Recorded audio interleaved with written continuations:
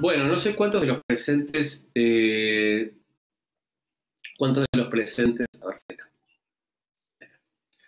presentes estuvieron el viernes, pero esto es parte de un ciclo de 2 encuentros donde eh, la invitación es a charlar sobre trastorno de depresión mayor eh, en términos reales, de cómo es el curso de este cuadro, que rara vez es un episodio único, y modelos de abordaje contamos a la fecha, ¿sí? En particular, la vez pasada hablamos de la terapia cognitiva basada en mindfulness y hoy vamos a hablar de la terapia metacognitiva para la depresión, que es un modelo desarrollado por Ehlers. El subtítulo de esto es una mirada occidental con influencias orientales, porque dentro de lo que es la familia de abordaje de tercera generación, digamos que es el que menos orientación filosófica, podríamos decir por alguna manera, que tiene. O sea, todos los demás modelos tienen todo un costado mucho más desde la aceptación, desde, desde una postura filosófica que, si bien la terapia metacognitiva también le incluye, aquellos que estén interesados y se puedan ver el manual, más que el estilo en el que se plantea eh, es distinto al resto de los modelos, ¿sí? Pero bueno, ya vamos adelantando, va avanzando sobre esto y lo voy a explicar un poquito mejor. Bien, recuerden que esta charla de hoy está en el contexto de la diplomatura en psicopatología de adultos, ¿sí? Que arranca este viernes. Y otros modelos los vamos a ir viendo en el curso del año, ¿sí? Pero bueno, en principio vamos a hablar un poquito de epidemiología. Eh, Insisto que esto es un poco, seguimos con lo del viernes, pero bueno, como hay gente que no estuvo, entonces me voy a repetir un poco respecto a algunas cuestiones, ¿sí? Tengo que hablar, primero que nada, de la depresión, para después sí meterme en el modelo de la terapia mental cognitiva. Entonces, en términos de epidemiología, primero que nada podemos hablar en términos de población general. En el curso de 12 meses, la OMS nos plantea 4% de la población mundial, es decir, estamos hablando de 7.500 millones de habitantes, en promedio unos 350 millones de personas en un año cursarían un episodio de depresión mayor, ¿sí? Basándonos en el DSM-5, la cifra en Estados Unidos es del 7%, es un poco más alta, llegando a unos 22 millones. Y en Argentina tenemos dos datos. El de población general de 12 meses, que la OMS también habla de un 5%, o sea que estamos un poquito por el promedio, basándonos en una que ya no es la de los 40 millones de habitantes, tenemos 42 y medio, 43, pero bueno, en promedio son 2 millones de personas al año que cursarían un episodio de depresión mayor. El curso de la vida, en un estudio argentino de epidemiología de salud mental que se hizo en 2018, donde participó la Facultad de Medicina, la OMS, Harvard, ya, aquellos a quienes se les consultó, fue una muestra de unas 4.000 personas, el 12,5% de los consultados planteó que en algún momento de su vida cursó un episodio de depresión, ¿sí?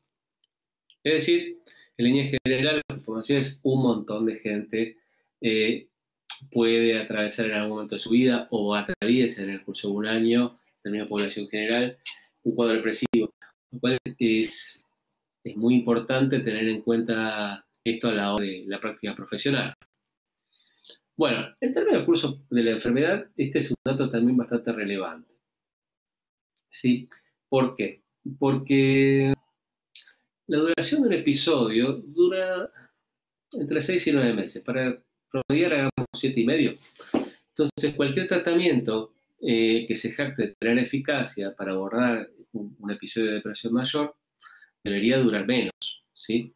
Porque en el lapso de ese tiempo, con o sin tratamiento, el cuadro remite. Y por decirlo en términos amplios, en un aproximado de 2 años, el 90% de los casos remite aún sin tratamiento. Es decir, que en algún momento la persona como que levanta un poco la cabeza y empieza a estar un poquito mejor. El problema con las depresiones es el nivel de recaídas o recurrencias que tiene. A partir del primer episodio de depresión, el 60%, hay un 60% de probabilidad de recaer. Ya cuando tenés 2 episodios, es el 70%. Y si ya tuviste más de 3 episodios en tu vida, la probabilidad de que recaigas es del 90%. Lo cual, la conclusión es que se trata de una enfermedad crónica o cuanto menos recurrente, ¿no? Y eso es importante decirlo porque, vamos a ver ahora en un mini repaso, el abordaje de conectividad conductual no sirve para el trabajo con pacientes de episodio único, o mucho 2 episodios si se quiere en términos clínicos, y para depresiones de leves a moderadas. La clínica lo que nos muestra es que es mucho más amplio que eso, ¿sí? Otro dato, pero me voy a fijar si está todo bien, a ver si Lucrecia me escribió, por las dudas, está todo bien. Otro dato que es importante, yo también trabajo no solamente con adultos, sino con chicos, y el inicio temprano es predictor de severidad. De severidad en términos de depresiones que en general tienen la cronicidad, y aparte que puede haber comorbilidades con cuadros más complejos, como trastornos alimentarios, trastornos de la personalidad, bueno, en fin, toda una serie de cuestiones que complican bastante.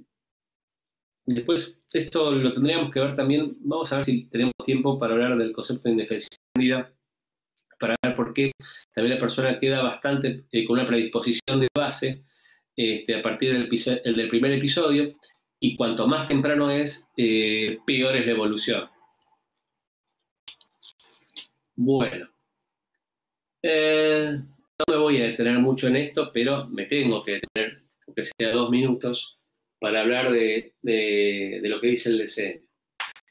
El DCM nos plantea que para cumplir con los criterios diagnósticos para un episodio depresivo mayor, y voy a hablar solamente del episodio, que puede estar también presente en otros cuadros, como un trastorno bipolar, tiene que haber por lo menos 5 síntomas en el curso en un periodo de menos de 2 semanas, en donde alguno de los 5 síntomas tienen que ser el 1 o el 2 de los que mencionan en la lista.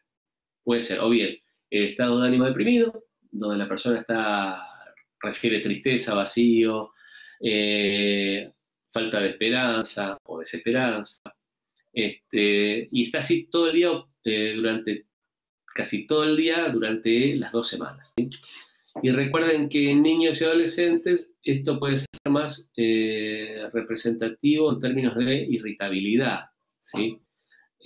No necesariamente vamos a ver un chico llorando, pero sí muy irritable, enojado. La segunda característica es la disminución del interés o placer, ¿sí? La persona deja de disfrutar lo que antes podía vivenciar con agrado, con placer, con disfrute.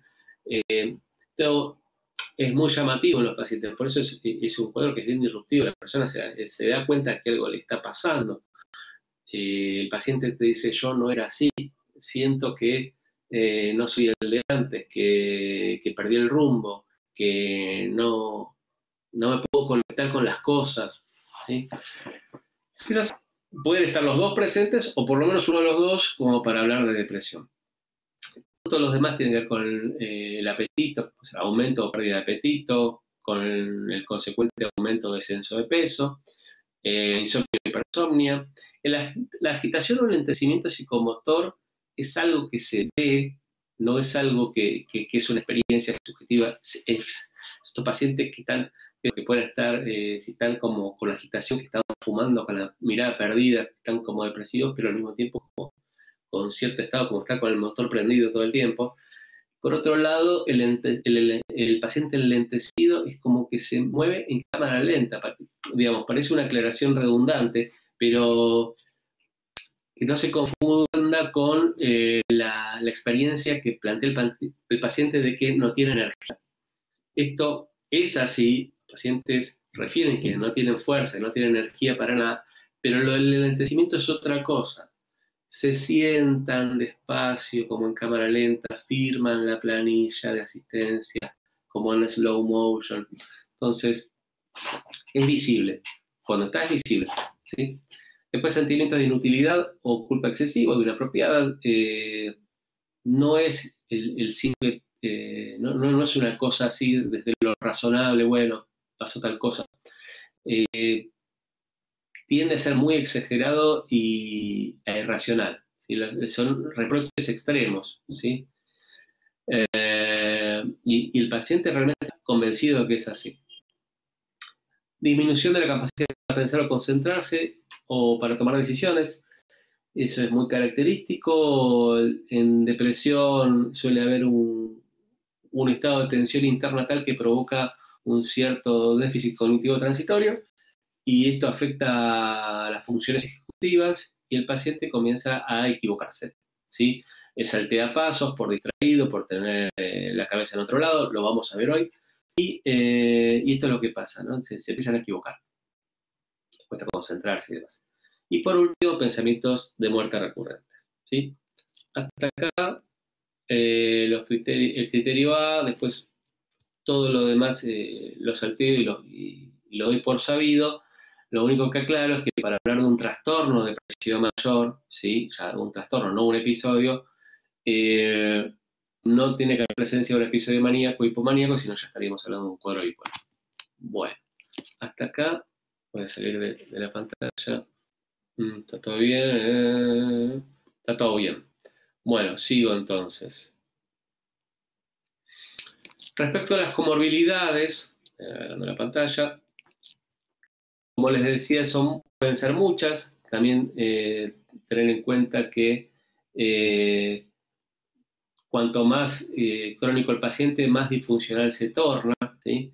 Pueden presentar las comorbilidades frecuentes, depresión doble, pánico, ansiedad generalizada, TOC, bueno, un montón. Y eso también nos complica porque ahí es una decisión clínica respecto a dónde intervenir. ¿Sí? Que es si tenemos un trastorno de personalidad que aparte está cursando una depresión, ¿cómo lo abordamos? ¿Sí? Y por eso los abordajes de tercera generación en ese sentido nos sirven mucho más que la TCC estándar, porque va a ser foco en el proceso de atención y de cómo participa el exceso de pensamiento en el cuadro, de cómo nos lleva a deprimirnos nuestro estilo de pensamiento y no tanto el contenido. ¿No? Pero bueno, ya vamos a llegar. Un mini repasito. Lo que es terapia cognitiva conductual, el planteo de Beck es sencillo. En la depresión hay un sesgo interpretativo, que es una visión negativa de sí mismo del mundo del futuro, donde le va a poner sobre todo el acento en los pensamientos. ¿Sí? Si bien plantea que hay una interdependencia entre pensamiento, emoción y conducta, ¿sí? Es decir, que cualquiera que piense qué horrible este domingo lluvioso va a tener un tono emocional consistente con esa forma de pensar, por ejemplo, angustia, tristeza o incluso enojo.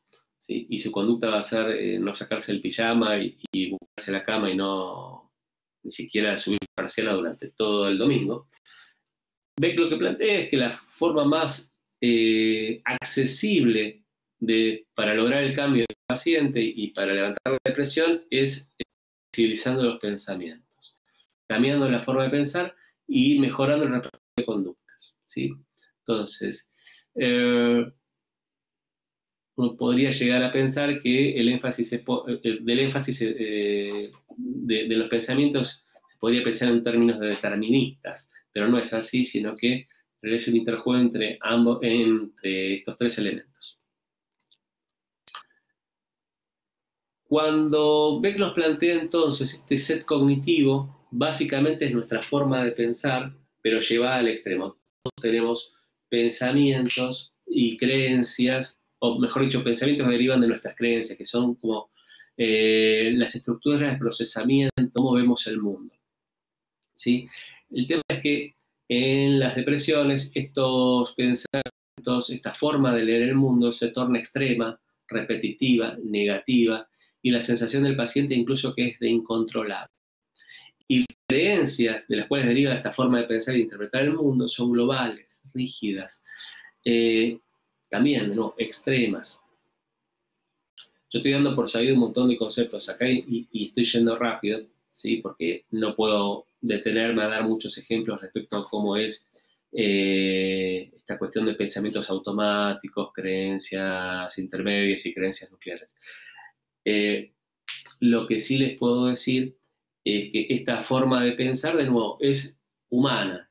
Las creencias nucleares las tenemos todos, se van generando desde la más tierna infancia y como las máximas para la vida. Es nuestra forma de encarar el mundo, el tamiz o el cristal respecto al cual miramos la realidad, y de esas creencias se derivan las interpretaciones, a las cuales Beck denominó pensamientos automáticos. ¿Sí? Y cuando Beck plantea el término automático, también es para salirse, separarse de lo que es el concepto de inconsciente. ¿Sí? Entonces, si la persona empieza a tener cierto entrenamiento y empieza a automonitorear su forma de pensar, puede empezar a cambiarla. ¿Sí? Entonces, todo el abordaje central de la terapia beckiana para depresión va a apuntar a que tanto el terapeuta como el paciente se pongan a trabajar de manera conjunta, eso se llama empirismo colaborativo, ¿sí? En donde ambos se ponen de acuerdo a tomar los pensamientos como hipótesis a ser contrastadas con la realidad, buscar más evidencia.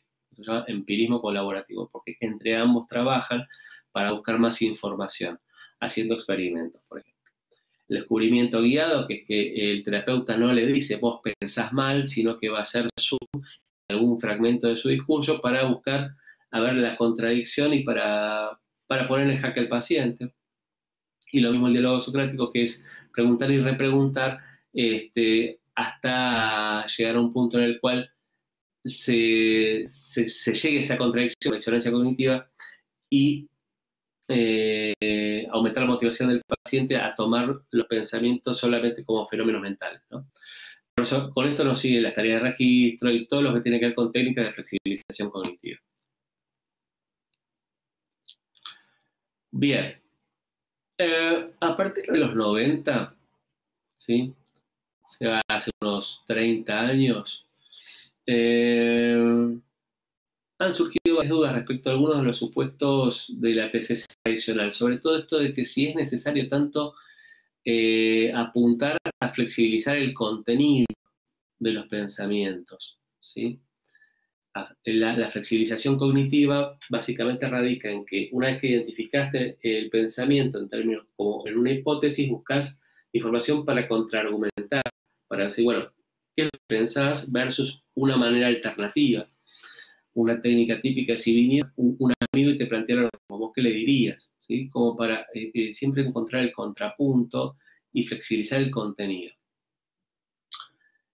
A partir de los trabajos de Jon Kabat-Zinn en los 90, que desarrolla el programa de reducción del estrés basado en conciencia plena, o MBSR, Kabat-Zinn es punta de lanza para un movimiento que se llamó las terapias de tercera generación o tercera ola. ¿Qué descubre Kabat-Zinn? Kabat-Zinn trabaja con pacientes con dolor crónico y descubre que la expectativa de padecer el dolor aumenta la experiencia de dolor, ¿sí? Que justamente entrenando a los pacientes en conciencia plena, en técnicas de mindfulness, mejoraba la experiencia, ¿sí? El dolor disminuía, porque lograba entrenarlos en mantener la atención consciente en el aquí y ahora. Y esto lo pueden hacer en casa, si es que les duela, qué sé yo, la muela o les duela la cabeza. Muy probable que más de uno haya pasado por esta situación de decir, ay, se me vaya este dolor, no lo aguanto más, ¿no? En vez de eso, hagan la próxima que les pasa. No les deseo ni un dolor de muelas ni un dolor de cabeza, pero lo más probable es que lo van a tener. Entonces, cuando les pase, hagan la prueba y traten de seguir conectados con lo que venían haciendo en vez de luchar con la experiencia de dolor interna. ¿Sí? Y vean lo que pasa. El dolor no va a desaparecer, pero va a disminuir. Va a seguir estando ahí, pero no va a ser tan intenso, no va a ser tan insoportable. ¿Sí? Entonces, lo que nos plantean básicamente todas las prácticas de tercera ola que están basadas en la práctica de mindfulness o inspiradas en las prácticas de mindfulness, es decir, ¿es necesario tanto análisis lógico y racional? Y si en vez de eso, en los procesos cognitivos, no tanto en la modificación del pensamiento en términos de contenido, sino más bien en cómo usa el pensamiento el paciente, cómo, en dónde enfoca, sobre qué costado de la realidad enfoca. ¿Sí? Entonces, la principal crítica de los modelos de tercera ola a la TCC tradicional es justamente el cuestionamiento de los contenidos cognitivos, porque quizás podría llegar a reforzar el rechazo del individuo a no sentirse así. ¿Sí? Eh, yo esto lo dije la vez pasada y lo repito, me parece que está bueno. Esta crítica para mí es referida a los pacientes, perdón, a los terapeutas que recién se inician. Yo no creo que esto a un terapeuta que ya viene trabajando hace años le pase, pero es algo que se cuestiona mucho a los terapeutas conductuales que recién arrancan, que pueden ser como fríos, medio robotizados, y no ven el timing del paciente, ¿no? Y eso es mucho por seguir sesión 1, sesión 2, sesión 3, sesión 4 del manual, ¿sí? Entonces, el punto ahí ya está en no ver cuál es el feedback, qué te va trayendo el paciente, cómo está usando, desde dónde para el paciente para lo que le estás diciendo.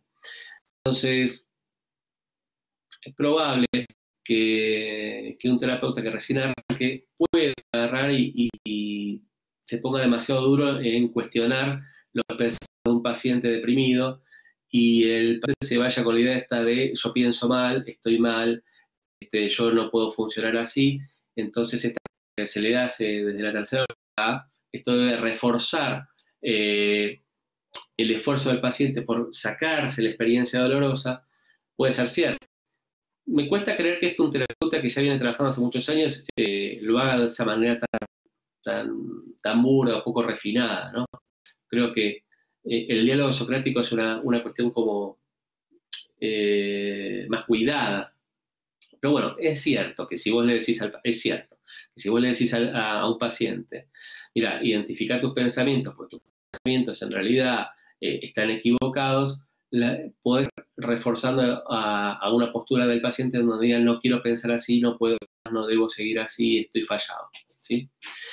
El término de Hayes se llama evitación de la experiencia, evitación experiencial.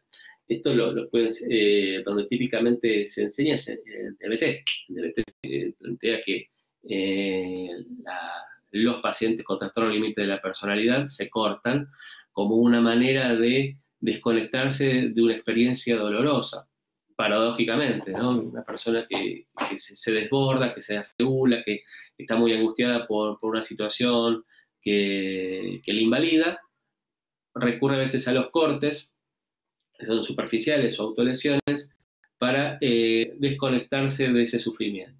Eso se llama evitación experiencial, ¿no? Bueno, sigo. Entonces, ¿qué proponen los tratamientos de tercera ola? A ver, un poco de tiempo. Estas terapias básicamente apuntan a que los pacientes modifiquen su relación con su sufrimiento, disminuir la lucha interna y ayudar a normalizar las experiencias desagradables. Yo a los pacientes muchas veces les digo cuando van a estar seguros, se lo encuentran que dice yo no me quiero sentir así, estoy harto de sentirme así. Ahora con el tema de la cuarentena, mucha gente está con odio esto, estoy podrido de esto, no lo aguanto más, ¿no? Y yo le pregunté a mis pacientes, mira, lo que vos me estás planteando es como ser marciano, porque parte de la vida del todo ser humano, lamentablemente, es el sufrimiento, el dolor. Y el punto es aprender a relacionarte y, y saber vivir con el dolor, saber de dónde viene, ¿sí? No se trata de controlar el dolor, que es justamente lo que quieren los pacientes, que es sacámelo, dame una técnica para sacarlo, no lo quiero más, lo quiero expulsar de mi vida, sino al revés, es aprender a estar con el dolor y poder comprenderlo, experimentarlo, ¿no? Por eso digo lo de marciano, porque es aprender a normalizar, esto es parte de la vida, las religiones, toda religión que se puedan leer un poquito, investigar, eh, van a tratar de darle alguna explicación al dolor, ¿sí? Como parte de la vida, como parte de la experiencia humana, ¿sí? Todo esto, ¿cómo se logra? Básicamente, la estrategia central son las prácticas de mindfulness o meditación de conciencia plena, ¿sí? Que está acompañado también con una postura respecto a la vida que tiene mucho que ver con aceptar el dolor en vez de rechazarlo, dejar de hacer esfuerzo, dejar de querer evitarlo, ¿sí? Y comprometerse más con los objetivos y los valores que uno tiene para la vida, ¿sí? A pesar del sufrimiento. Esto es decir, la persona de acción dice, yo hasta que no me sienta bien no voy a empezar a hacer nada, porque yo así no me siento preparado. Y en realidad hay que trabajar respecto a cuáles son, qué cosas quiere para la vida, cuáles son sus valores, y poder plantear al paciente que a pesar de sentirse así se tiene que levantar a la mañana, si no, no va a ser gente que no siga con aquello que valora y quiere, ¿no? Bien. Obviamente estoy sacando de lado lo que es activación conductual, que es, vamos a trabajar acá con depresiones más crónicas, entonces vamos a abordar dos modelos, el MBCT, lo vimos y la terapia metacognitiva, que la vamos a ver ahora. Bueno, ahí estoy, debería haberse conectado bien ahora, así que ya tengo señal de nuevo 4G, así que veremos si está todo bien. Ahora sí me escuchan bien, ¿no? ¿Sí? ¿Perfecto? Perfecto, gracias. Muchas gracias. Bueno, seguimos entonces. Me dijeron que no se escuchaba, no llegó lo último que se vio del PowerPoint fue lo de los años 90, pero sí me escucharon, ¿no es cierto? Así que puedo seguir desde la última diapo. Perfecto. Ok, entonces vuelvo a compartir la pantalla. Bien, justamente vamos a hablar entonces ahora de terapia metacognitiva. ¿Tá? Ahora sí nos vamos al aspecto central del modelo. Discúlpenme todos por la desprolijidad de la conectividad de hoy. Bueno,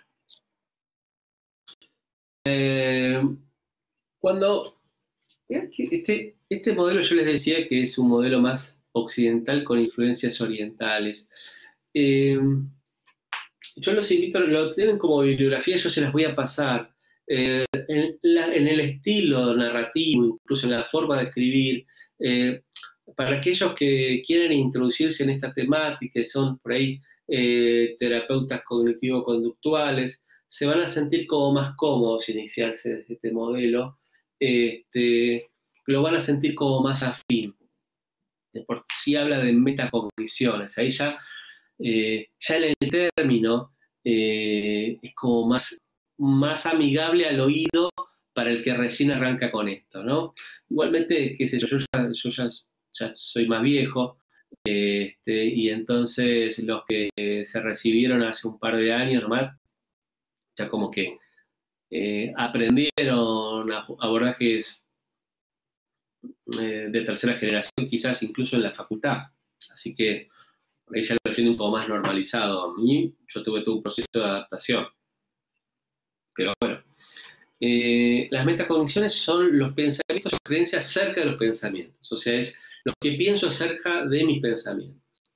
Y según el tipo de metacreencia que la persona tenga respecto a su propia experiencia interna o pensamientos, es la actitud que va a tener. Y ese es el planteo central que va a plantear Wells en el concepto de síndrome cognitivo atencional o CAS, en el que el tema con la depresión es que los síntomas de depresión ¿sí? Ya sean cognitivos, conductuales o físicos, el paciente los concibe como una amenaza. Entonces, cuando se percibe a sí mismo con un cierto ánimo en baja, una fluctuación anímica o energética, ya ¡ping! Se dispara la alerta y empieza a procesar la información en este CAS o síndrome cognitivo atencional, que es muy parecido a la activación diferencial que vimos el otro día con el modelo de Tisdale, ¿sí?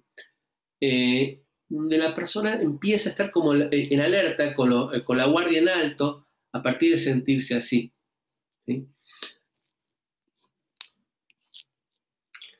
La persona, cuando se percibe en este estado de disforia, comienza a asustarse, se empieza a sentir mal y empieza a desplegar toda una serie de pensamientos referidos a por qué otra vez está así, que se llama rumiar, y preocupaciones respecto a qué será de él si sí o ella si sigue así, ¿sí?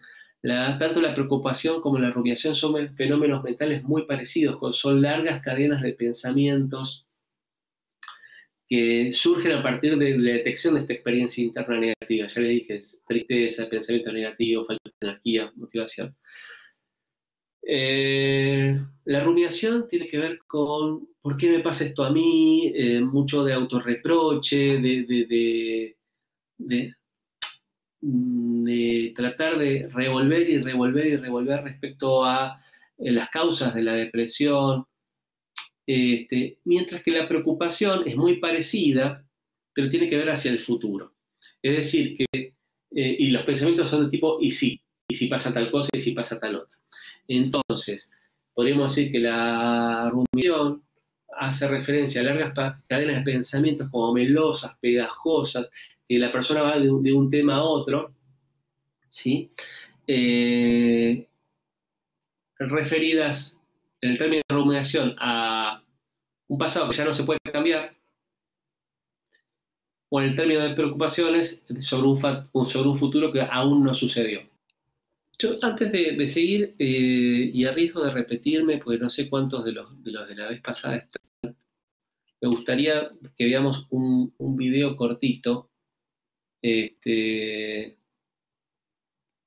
sobre la rumiación, ¿sí? ¿Están de acuerdo? Necesito por lo menos tres voluntarios que digan que no lo vieron la vez pasada. Uno, dos, Sofía dice que sí, Micaela, perfecto. Bueno, entonces voy a desactivar el Bluetooth, así se escucha el audio de la computadora, y voy a compartir entonces. Bien, ¿se ve recién la pantalla? Bueno, conectar acá, compartir pantalla de nuevo. Vamos a escuchar primero sin sonido y después lo vamos a hacer con sonido, ¿sí? Para que vean la diferencia.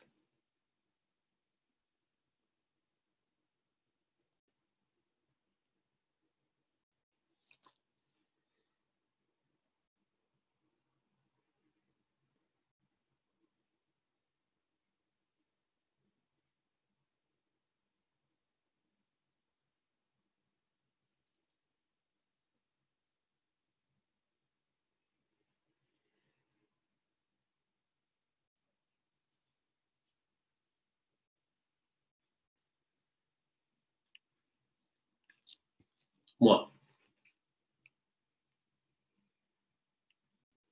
ahí lo tendrían, ahora lo vamos a ver con sonido, ¿sí? Fíjense que yo podría decir que esta es una persona que el que vio la publicidad ya sabe cómo viene la mano, pero es una persona, es una mujer joven, que se levanta a la mañana, no está hecha un canto a la vida, pero tampoco es que se está agarrando la cabeza diciendo qué mal que estoy, sino que transmite una persona que, bueno, sí, podría estar como cualquiera de nosotros levantándose a la mañana, por ahí que nos duele, tenemos algún dolorcito, alguna cosa, o que estamos medio todavía entrando en que se alinee el satélite para conectar con lo que tenemos que hacer en el día. Y bueno, y hace sus cosas. Claramente tiene así como una cosa, una mirada medio perdida, pero no mucho más. Pero miren lo que pasa en su interior, en todo lo que está pensando.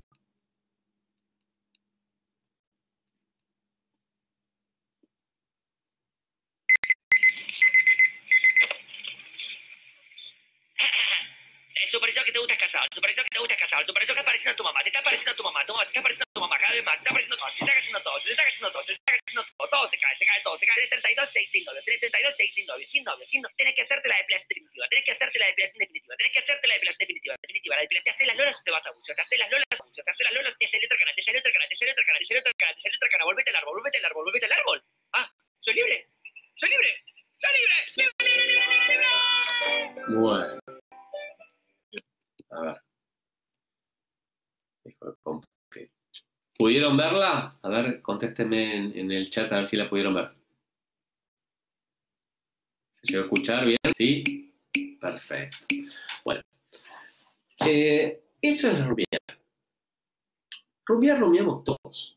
El punto está en cuando el paciente con depresión desarrolla este CAS, este síndrome cognitivo atencional, donde es solamente, y ahora lo vamos a ver en la próxima diapo, es una cuestión de sesgo, donde todo tipo caballo con orejeras, todo lo que se ve es el aspecto negativo de la realidad. ¿Sí? Ya desde el modelo más estándar, lo que se plantea en el abordaje cognitivo-conductual es no que la persona tenga una mirada óptica feliz de las cosas, sino más realista, que pueda ver todo el panorama y no solamente el costado negativo. La diferencia es que en la terapia estándar se plantea que hay que cuestionar el contenido, donde dice, bueno, si bien es cierto que perdí el trabajo, también es cierto que este trabajo no me gustaba, ¿sí? Eso sería una intervención típica de terapia cognitiva conductual estándar. Acá se trata más de cómo la persona empieza a enroscarse, ¿no? Se empieza a enganchar con una serie repetitiva, melosa que termina siendo en un sinfín de pensamientos que llevan a que la persona se angustie cada vez más y más. ¿Sí? Y para peor lleva a postergación, lleva a que la persona cada vez esté más confundida, está más angustiada, y les dije, como uno de los síntomas que ya describe el DSM, que la persona esté cada vez más eh, no solamente distraída porque tiene la atención puesta en esta rumia y en las preocupaciones asociadas también a este estado, sino porque, de nuevo, afecta a las funciones ejecutivas estar así, porque el estrés afecta a las funciones ejecutivas. Y esto confirma que la persona está cada vez peor, estoy cada vez mal, mirá lo que estoy haciendo, ya no sirvo para nada. Entonces hace una especie de bola de nieve casi imparable que también lleva a la persona a postergar, deja de lado cosas, abandona. Bueno, eso es una persona deprimida, ¿sí? Bueno, vamos a seguir con... Pero espero que les haya gustado. Bien, yo la vez pasada en el otro webinar usé este mismo video y me puse a buscar, porque es el video que yo uso para explicárselo a mis pacientes. Y la verdad que busqué, encontré una versión venezolana, pero es el mismo diálogo, pero en otro contexto está, la protagonista está en la oficina y demás. Está bueno porque en la este es todo muy casero, en el otro está en la oficina y entonces está en la sala de reuniones y está con el mismo picote y demás, pero es el mismo video hecho con una actriz y un locutor venezolano. Y busqué otros videos y este me sigue pareciendo tan descriptivo, tan representativo que, bueno, lo quise pasar de nuevo, ¿sí? Así que si alguno lo vio del webinar de la semana pasada, le pido disculpas, pero me parece que está bueno que, nada, lo puedan usar también ustedes con sus propios pacientes, ¿no? Bueno, sigo.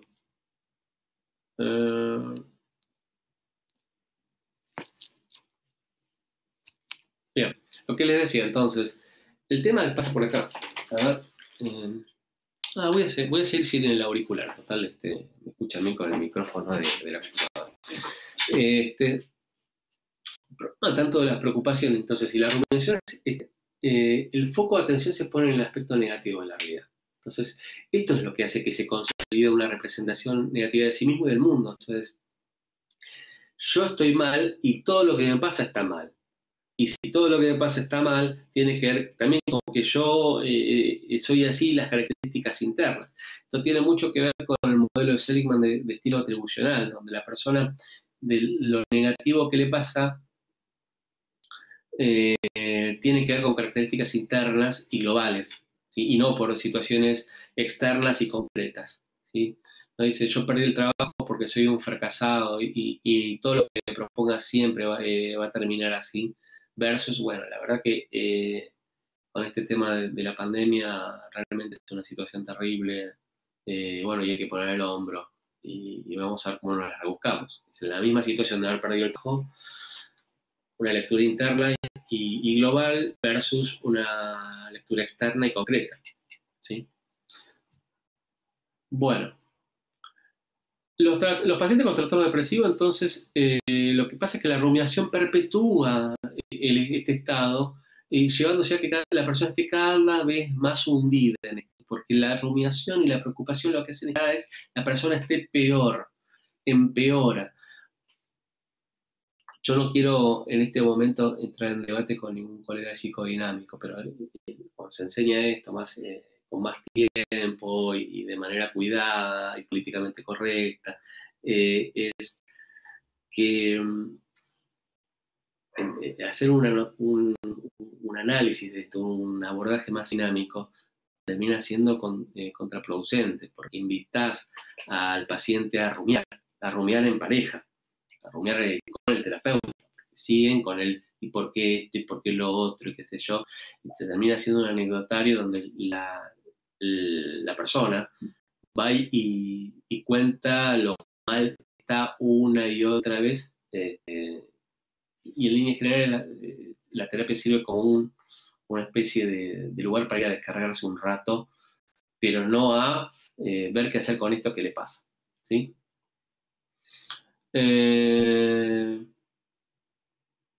Cuando la persona empieza a rumiar y y a engancharse de manera sostenida con lo mal que está, empieza a haber menor esfuerzo sostenido y la persona cada vez sostiene menos cosas, abandona, está cada vez más sumida en esta cosa, con este tono gris de la realidad, donde ya nada le importa y está muy enganchada sobre esto.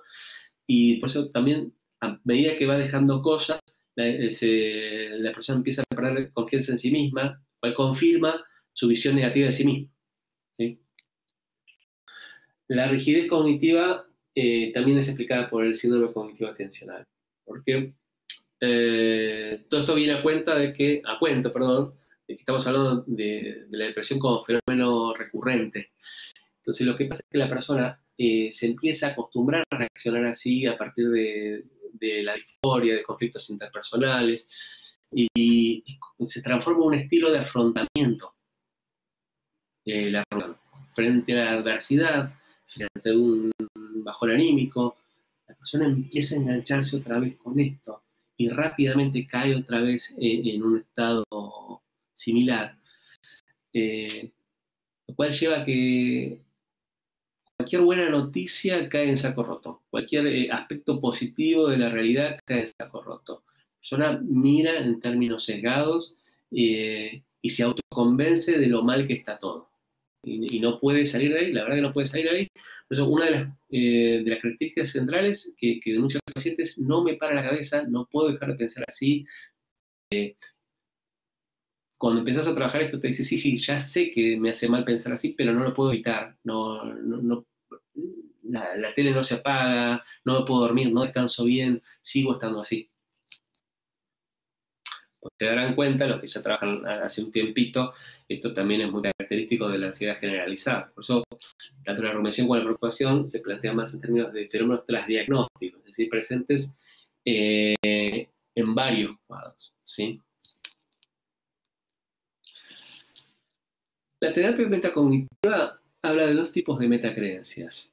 Y acá le empezamos a complicar un poquito. En realidad no es tan complicado. La persona, por un lado, está convencida, estas son las metacreencias positivas, que pensar que lo que le pasa es algo bueno, ¿sí?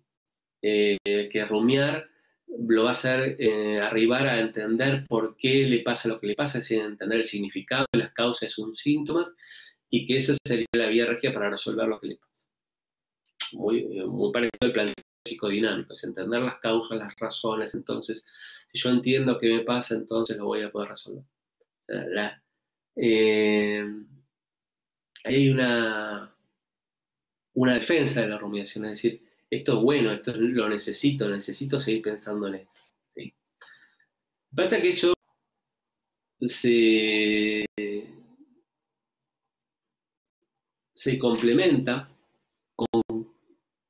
porque esto ya de por sí, cuando uno cree las ventajas de usar la rumiación, ya te empezás a poner mal. La palabra es que te empezás a poner mal.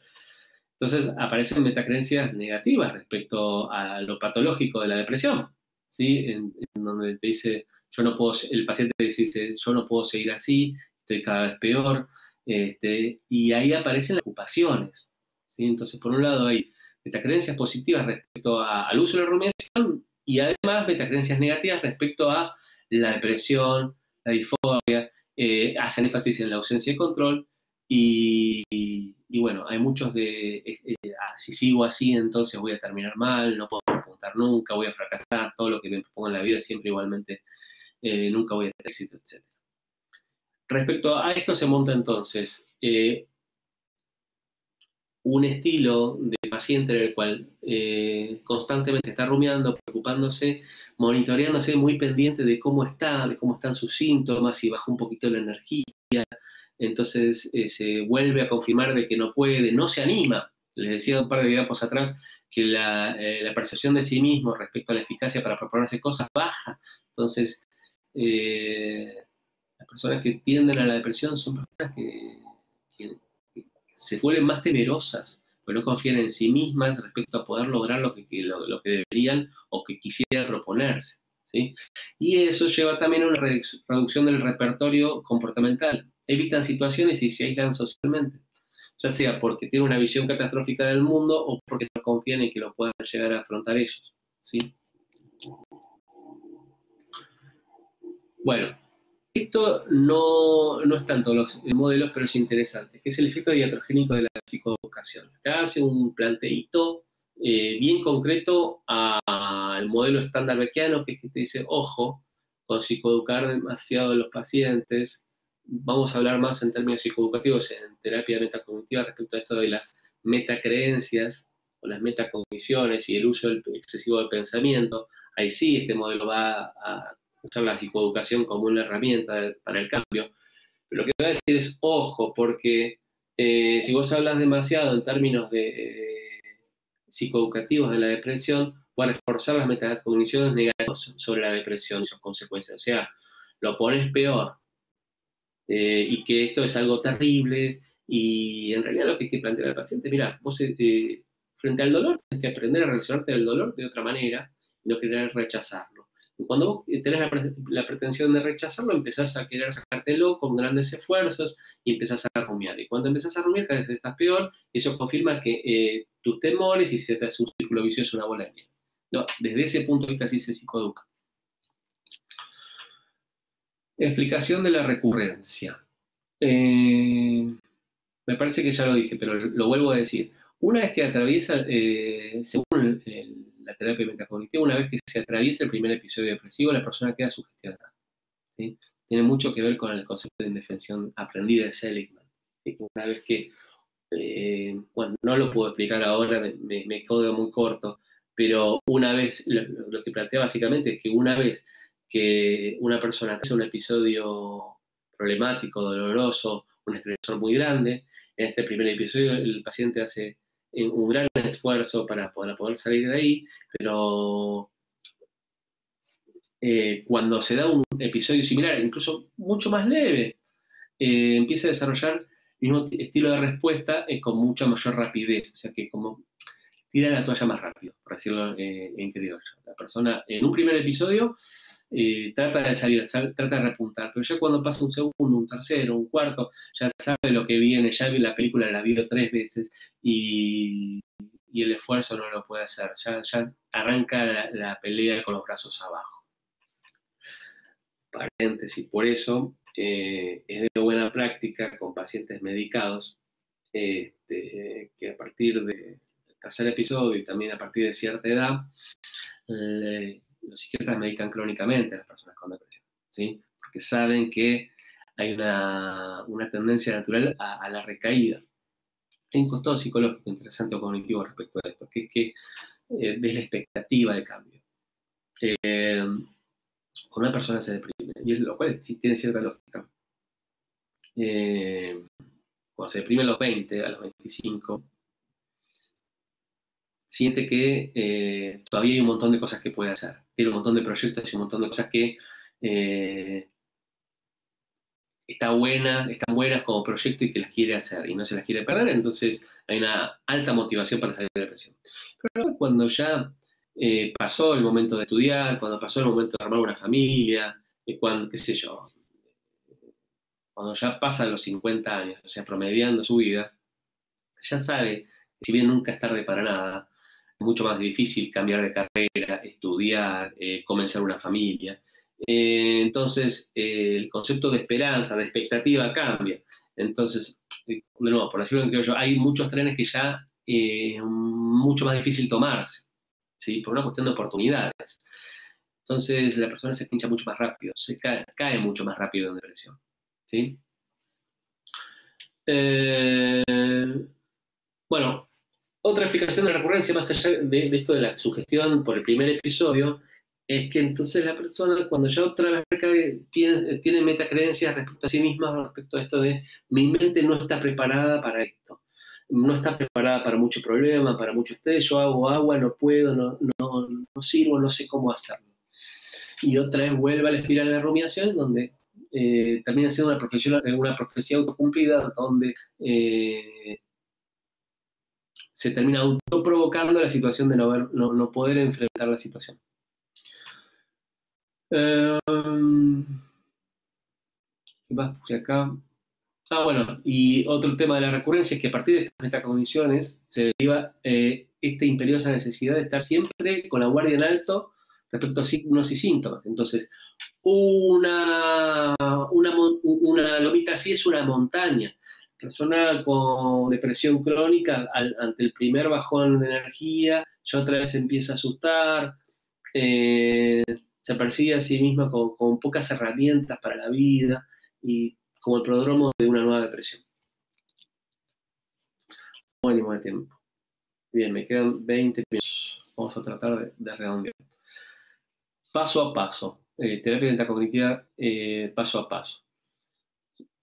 Estos pasos léanlos, tienen el manual, tienen un paper también como apoyatura del manual, porque el manual es bastante grueso, o sea, es un manual muy completo.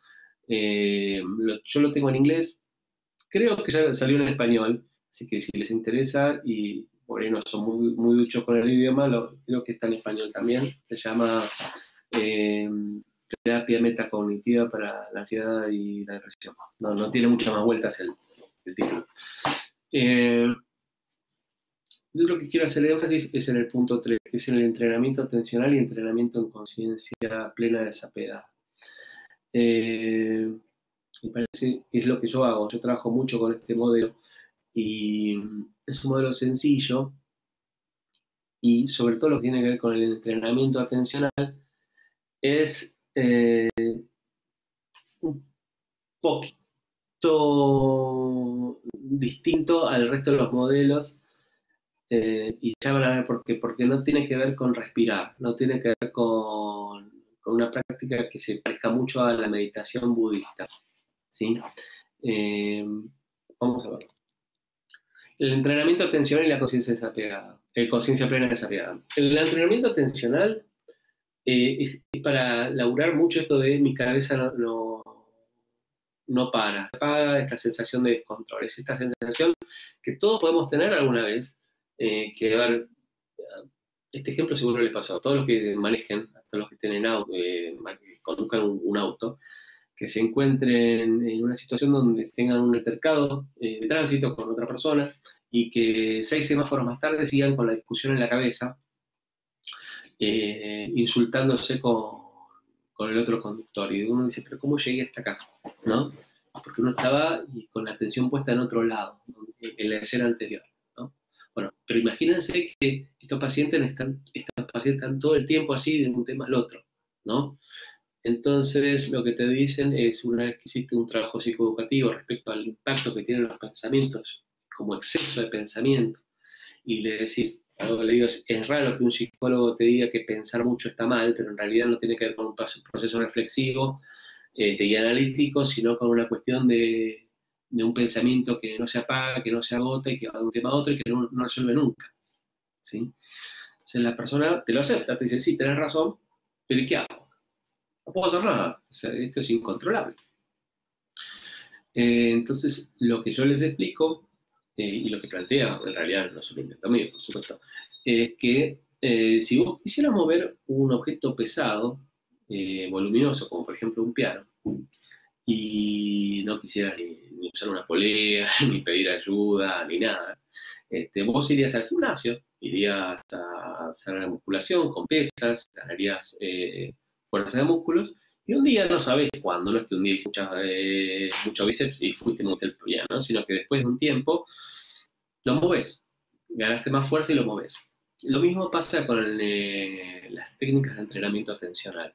Uno puede entrenar su atención para enfocar la voluntad y poder salir más fácil.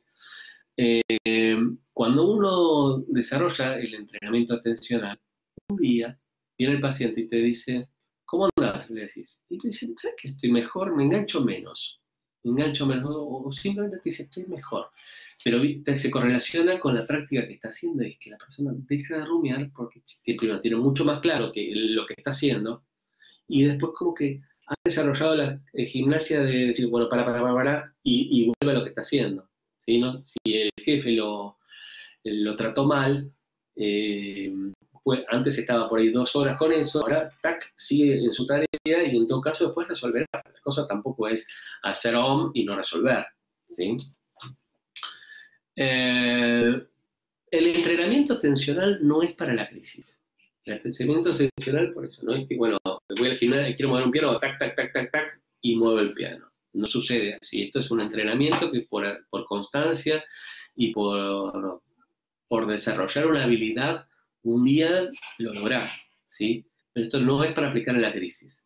Esto es importante, a diferencia de lo que pasa con las prácticas de conciencia plena desapiadada que plantea el mismo manual.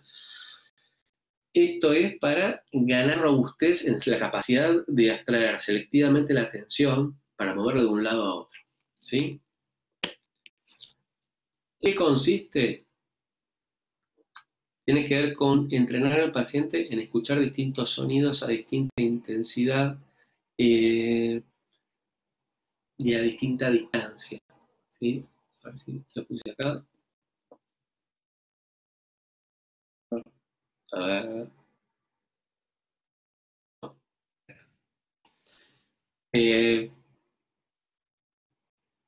Sí, perdón, está acá. A distinta distancia. Son 6 sonidos, ¿sí? Léanlo, es fácil de hacer, con práctica, empiezan a practicar con pacientes, se le administra al paciente 6 sonidos, en general son 4 ambientes, como el ruido de la calle, una gotera de una canilla, el tic-tac de un reloj, el ruido del aire acondicionado, más lo que se plantea en el es como un sonal o geográfico, es decir, escuchar lo que te pasa adelante tuyo, atrás tuyo, a la izquierda o a la derecha. El paciente debe estar con los ojos abiertos durante todo el ejercicio y se compone de 3 instancias. 5 minutos donde se lo hace escuchar cada uno de estos 6 sonidos, ¿sí? De manera diferencial. Obviamente van a estar todos juntos al mismo tiempo, pero le vas a pedir, bueno, ahora escuchar el tic-tac del reloj, ahora escuchar la gotera. Y después de manera randomizada y cada vez de manera más acelerada, tienes que ir escuchando uno u otro durante los siguientes 5 minutos. Y los últimos 2 minutos son sí para relajarse y tener como un mini ejercicio de conciencia plena escuchando todos los sonidos al mismo tiempo. Pero eso es el planteamiento de Wells, que es, ven que no tiene que ver con meditar, respirar, sino que es ojos abiertos, escuchando de manera diferenciada distintos sonidos. Esto le puede dar una vuelta más haciéndolo con la naturaleza, en un lugar que te dé paz, pero lo puedes hacer en tu casa. Lo puedes hacer en tu casa, encerrado en tu departamento, con 4 sonidos que encuentres, te digo, una radio de fondo, si vivís en un edificio donde constantemente sube y baja gente, bueno, ahora en la cuarentena lo creo, pero puede ser el ruido del ascensor, lo que sea. Es más, yo a veces, justo mi consultorio es un lugar muy silencioso y uso una app que se llama Relax Melodies. Estoy tirando todo, como para que lo puedan hacer, porque realmente es muy, muy sencillo de hacer. Y yo les digo a mis pacientes, miren, esto lo tienen que hacer con sonidos que estén todos juntos saliendo del parlante. Las Relax Melodies podés poner justamente programar que son ruido de lluvia, ruido de viento, ruido de tic-tac del reloj, etc. Pero hay miles de esas.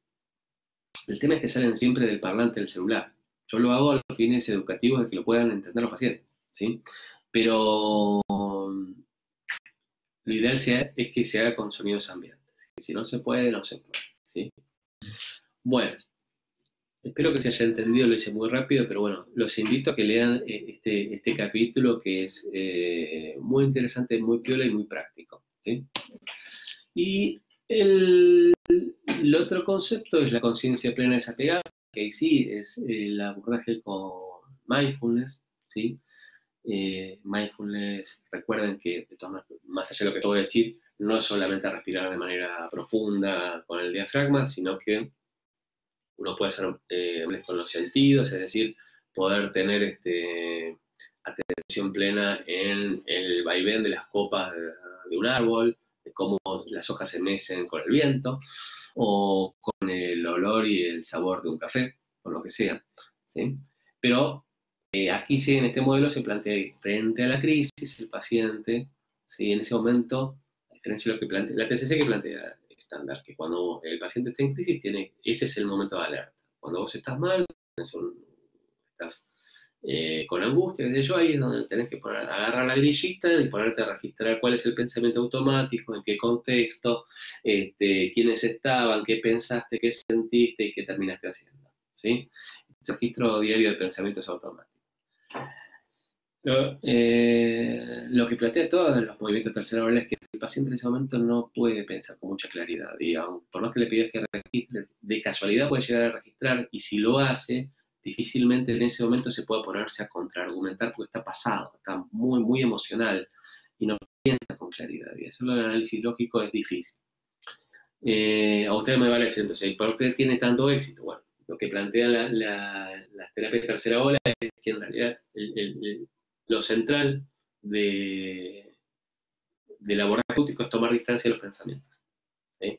Pero al tener conciencia que son fenómenos mentales, tomamos distancia, nos desapegamos y lo podemos ver como fenómenos y no como la realidad, ¿sí? Obviamente, todos estos tratamientos, el MBCT, la terapia metacognitiva, son trabajos más refinados, donde aparte se le da una vuelta más, se le da más herramientas al paciente de qué hacer con la activación diferencial o el CAS, el síndrome cognitivo atencional, qué hacer con la rumiación, con las preocupaciones, ¿sí? Es un aporte mucho más refinado y técnico que solamente tomar distancia, ¿sí? Esto está bueno, por ahí lo pueden usar con los pacientes. El tema central acá es dejar de luchar con los pensamientos y contemplarlos, dejar de decirse a sí mismo, ¿por qué me pasa todo esto? No quiero estar así, a decir, bueno, esto es lo que me toca atravesar y lo tengo que vivir. Decía que la imagen que pueden trabajar con los pacientes es la del remolino. Vos te agarras un remolino en un río mendocino, en un río cuyano, los lugareños te dicen, si te agarra la correntada, si te agarra un remolino, lo peor que puedes hacer es tratar de salir nadando, porque terminas tragando agua y te terminas ahogando. Lo que tienes que hacer es dejarte llevar y salir por donde el remolino tiene menos fuerza. Que es contraintuitivo, lo que uno quiere hacer cuando se está ahogando es salir rápido, no dejarse llevar. Lo mismo pasa con los pensamientos negativos, con las experiencias internas desagradables. Lo razonable, entre comillas, es querer sacarse eso, pero las terapias de tercera generación nos dicen que es lo contrario, que es aceptando el sufrimiento, perdón, aceptando el dolor, que no se llega al sufrimiento. podría armarse esta ecuación, que es el dolor potenciado por el rechazo al dolor, tiene como resultado el sufrimiento, ¿sí? Cuando uno rechaza el dolor de la experiencia humana, termina cocinándose a fuego lento una depresión, un cuadro de ansiedad, etc. ¿Sí?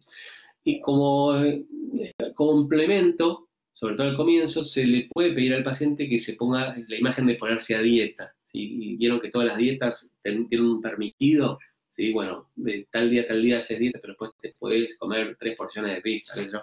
Bueno, acá es lo mismo, se le puede dar un ratito del día para poder rumiar. Que se puede hacer con escritura, qué sé yo. Y el resto del día tiene que ser un esfuerzo y en todo caso aplicar mindfulness en la crisis y hacer las prácticas diarias de entrenamiento atencional. Es fundamental, de todas maneras, por eso esto es una articulación, ¿sí? Fíjense el paso 2 es socialización para el tratamiento, es fundamental. No hay manera de hacer un trabajo con estos pacientes, con ningún paciente, si no se trabaja motivación para el cambio. Esto es el modelo de entrevista motivacional. Por otro webinar lo hablamos. Que es, los pacientes tienen que tener una predisposición para hacer esto. Si no la tienen, hay que trabajarla. Uno no puede avanzar sobre darle mindfulness y mandar a respirar a la gente si no entiende para qué lo hace, si no encuentra el sentido de hacerlo. Y entonces nos podemos quedar en la socialización del tratamiento, que es explicarle el para qué y justamente hablar de las metacreencias y el rol que tiene la rumiación y demás, y nos podemos quedar 2 meses con eso, hasta que la persona no puede enganchar. Por supuesto, 2 meses no es mucho, perdón, es una exageración. Pero 2 o 3 encuentros, fácil, 4. Después, si la persona engancha, veremos si lo tenemos que rederivar o pensar la estrategia de una manera diferente, ¿no?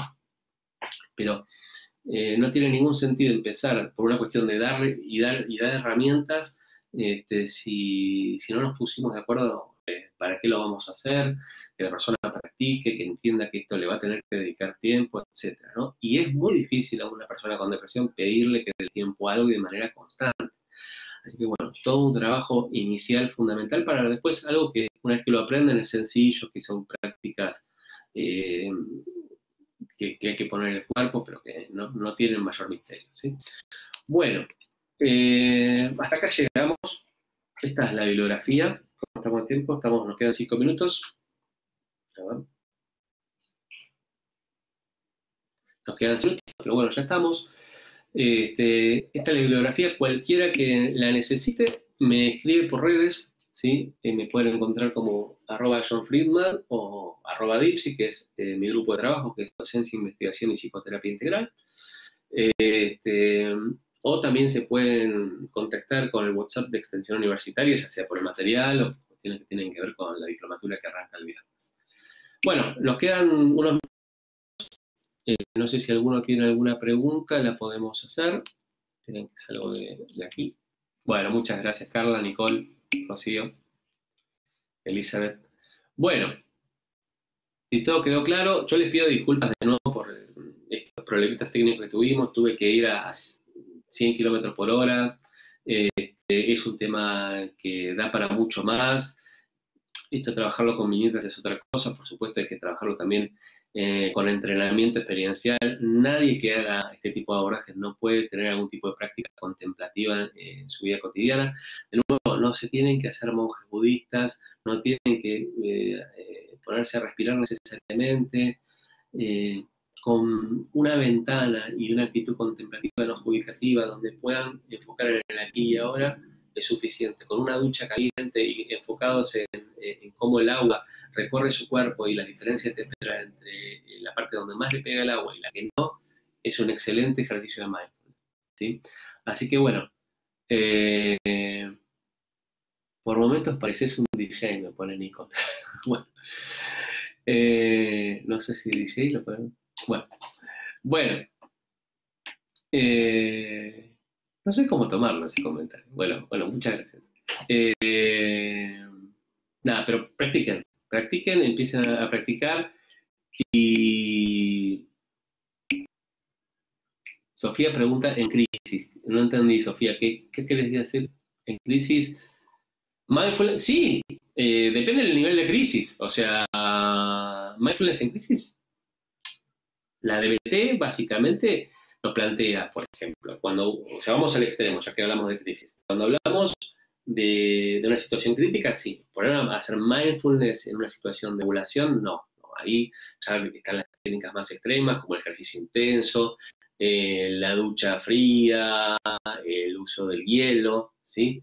Estoy hablando cuando estamos en una situación más de no me para la cabeza, estoy angustiada, o estoy angustiado, en una situación de regulación intensa, estamos hablando también de otro tipo de perfil ¿sí?